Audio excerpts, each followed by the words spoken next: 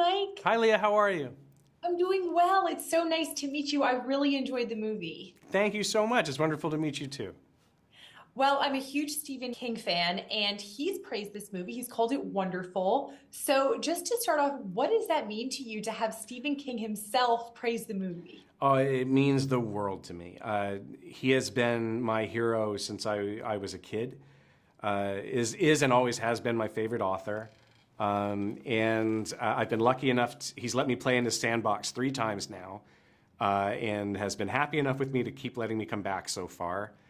This one was really important to me, though, because I knew this one was tough, a tough hill to climb, and it could have gone either way. But I'm really grateful and overwhelmed that he likes it as much as he does. Well, what was it about Life of Chuck that made you want to step away from horror and tell this particular story? Because it's so interesting, it's so beautiful, it's so emotional. So, why tell this story? I didn't ever make a conscious choice to step away from horror for it. I just responded so much to reading the short story. You know, I read it in April 2020, right after the COVID lockdown had begun, when I felt like the world was ending, and I was kind of overwhelmed with stress and dread and anxiety.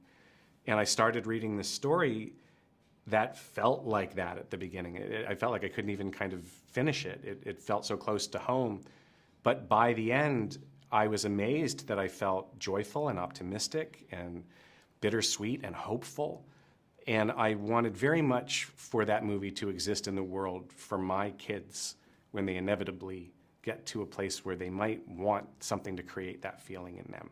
And I may not be here anymore to try to help them through it.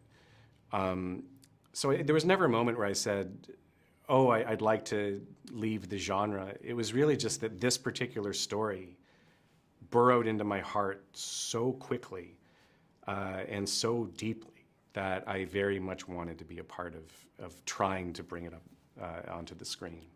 Well, you've called the movie and the story life affirming. Mhm.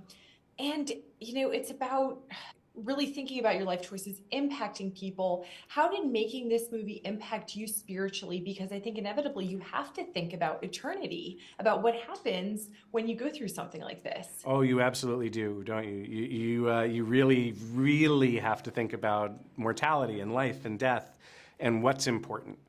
This impacted me because I've never felt more joy on set at the monitor watching a movie be made. And it crystallized for me when I contemplate eternity and life and death and everything else. I think about what Stephen King had Marty think for his last thought as the world blinked out at the end of the first section of the book and the film.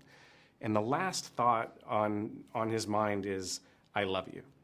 And what it crystallized for me was if I could be that fortunate to live a life where the last thing that crosses my mind is I love, I've been loved. That's the most important thing. Spiritually, all the rest of this stuff that we get mired into, this stress, the anxiety, the sense of the world rising and falling and beginning and ending, all of these other things to me kind of drop away against the imperative mission to just love each other, to allow ourselves to be loved, and to connect with each other. And I thought this story was so beautiful that way, and it was so simple and pure, and utterly uncynical in its messaging.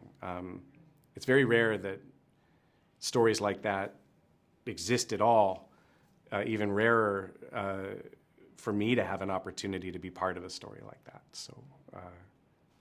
Well, I think you should keep doing it. I I agree. appreciate it so much. I want nothing but dance numbers from now on. That's all I want to do.